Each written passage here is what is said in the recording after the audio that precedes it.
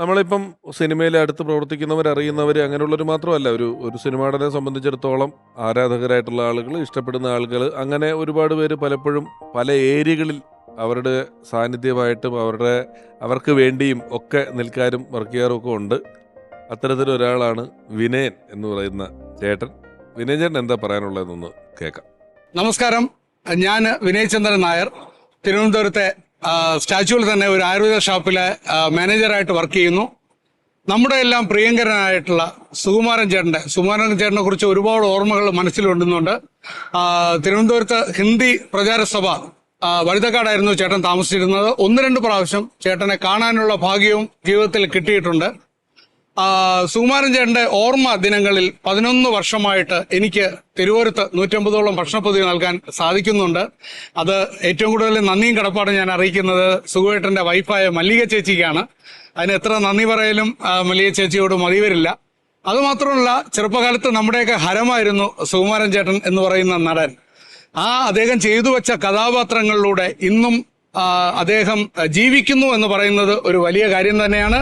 Video എടുക്കാൻ പോയപ്പോൾ വിനയൻ ചേട്ടനൊക്കെ വലിയ ആവേശത്തിലാണ് പറഞ്ഞത്. പരിപാടിയെക്കുറിച്ചും ചെയ്യുന്നതിനെക്കുറിച്ചും എല്ലാ ഓർമ്മ ദിവസത്തിനും ഒരുപാട് കുട്ടികൾ തെരുവോരങ്ങളിലുള്ളവർക്ക് ഭക്ഷണം കൊടുപ്പും കാര്യങ്ങളും പരിപാടികളൊക്കെ കോർഡിനേറ്റ് ചെയ്യുന്നുണ്ട്.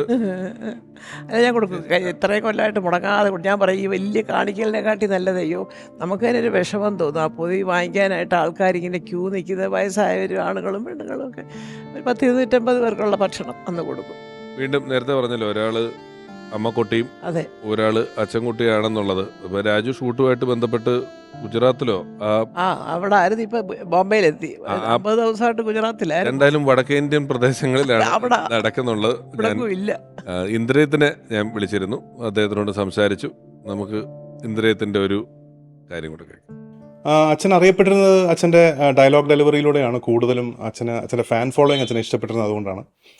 കാരണം എനിക്ക് തോന്നുന്നു പണ്ട് ഒരു പക്ഷേ ഒരു 60s ഒരു 70s കാലഘട്ടം വരെ സിനിമയിലൊരു വലിയ അളവിൽ കുറച്ച് നാടകീയത ആവശ്യമായിട്ടുള്ള ഒരു കാലഘട്ടമായിരുന്നു. കാരണം നാടകത്തിൽ നിന്ന് സിനിമയിലേക്കുള്ള പ്രേക്ഷകൻ്റെ ഒരു ട്രാൻസിഷൻ ടൈമായിരുന്നു. അതുകൊണ്ട് തന്നെ സിനിമ കംപ്ലീറ്റ്ലി മാറി നിൽക്കാതെ സാധാരണ പ്രേക്ഷകന് റിലേറ്റ് ചെയ്യാൻ പറ്റുന്നത് പോലെ കുറച്ച് നാടകീയത പെർഫോമൻസസിൽ സംവിധായകർ ആവശ്യപ്പെടുന്ന ഒരു കാലഘട്ടം ആയിരുന്നു 60-70 എന്ന് പറയുന്നത്. പക്ഷെ അതിനുശേഷം അച്ഛൻ്റെ ഒരു വരവോടുകൂടി എനിക്ക് തോന്നുന്നു ഈ വളരെ ഈസി ആയിട്ട് ഡയലോഗ് പറയുക, അല്ലെങ്കിൽ വളരെ കാഷ്വലായിട്ട് ഡയലോഗ്സ് പ്രസൻറ്റ് ചെയ്യുക, അല്ലെങ്കിൽ കഥാപാത്രങ്ങളെ വളരെ കാഷ്വലായിട്ട് പ്രസൻറ്റ് ചെയ്യുക എന്ന് പറയുന്ന ഒരു രീതി ഒരു പക്ഷേ അച്ഛൻ്റെ ആ ഒരു സമയം തൊട്ടാണ് ഇങ്ങോട്ട് തുടങ്ങിയതെന്ന് എനിക്ക് തോന്നുന്നു. അതുകൊണ്ട് തന്നെയാണ് സുകുമാരൻ എന്ന് പറയുന്ന നടനെ ഡയലോഗ് വീരൻ എന്ന് പലരും പറഞ്ഞിരുന്നത്. കാരണം അച്ഛൻ്റെ ഒരു വളരെ ഈസി ആയിട്ട് ഡയലോഗ്സ് പ്രസൻറ്റ് ചെയ്യുന്ന ഒരു രീതി, വളരെ കാഷ്വലായിട്ട് സംസാരിക്കുന്ന ഒരു രീതി, അതൊക്കെ ഭയങ്കരമായിട്ട് അച്ഛൻ്റെ ആരാധകർ ഏറ്റെടുത്തിരുന്നൊരു സംഭവമാണ്. അതിനുവേണ്ടി ഒരുപക്ഷെ അത് കാരണമായിരിക്കും അച്ഛന് ഏറ്റവും കൂടുതൽ ഫാൻസ് ആ സമയത്ത് ഉണ്ടായത്. കാരണം ബാക്കിയുള്ള ആക്ടേഴ്സിൽ നിന്ന് വിപരീതമായി ഒരു വ്യത്യസ്ത ശൈലി, ഡയലോഗ് പറയുന്നതിലൊരു വ്യത്യസ്ത ശൈലി പുലർത്തിയ നടനാണ് അച്ഛൻ.